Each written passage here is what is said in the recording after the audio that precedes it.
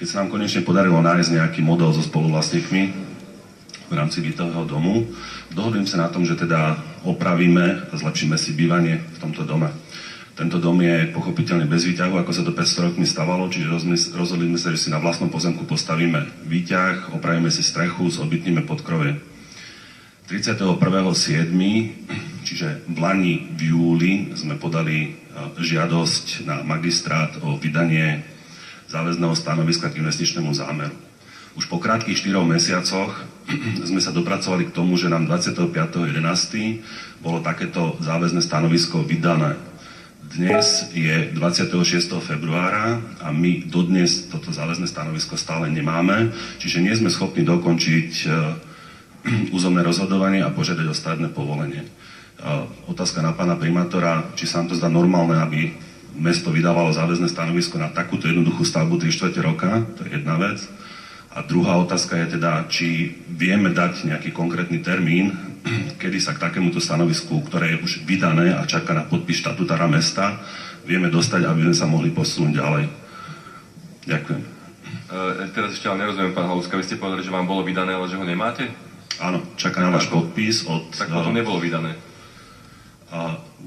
Mám vypracované, je napísané, že teda má svoje schvaľovacie číslo, je v šuflíku a čaká na váš podpis od... Takže nebolo vydané teda.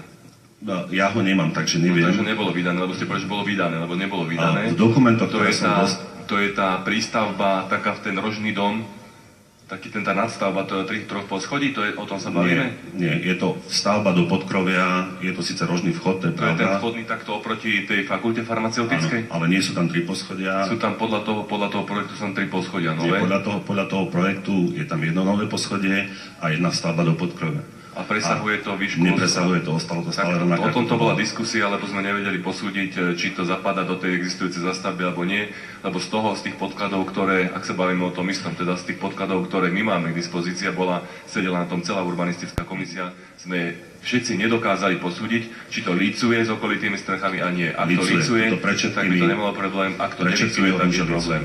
Toto sme práve vrátili, pretože tie podklady nedodávali túto informáciu. Toto je teda nová informácia, viem, že tá komisia bola v útorok. Napriek tomu to už bola 3. komisia, ktorá sa tým zaoberala. Bola to moja prvá komisia, na tie predchádzajúce, bohužiaľ, ja to nie som zodpovedal. 25.11. komisia ku tomu vydala schvaľovacie stanovisko. 25.11. Ja som prišiel do kancelárie 11.12. pán Haluska, ale samozrejme spravím všetko preto, aby sme vám pomohli, ale musí to mať hlavu a petu. My sme to mali prvýkrát v tejto komisii. Problém bol ten, že sme nevedeli, či to lícuje s okolitými strechami alebo nie. A preto sme ten materiál predložili o ďalší týždeň, aby sme získali túto informáciu. Tam sedí pani inžinierka Pleinsnerová, vedúca oddelenia. Prosím, spojte sa s ňou a doplňte to, hej? Aby sme to mohli rozhodnúť. Dobre, ďakujem pekne.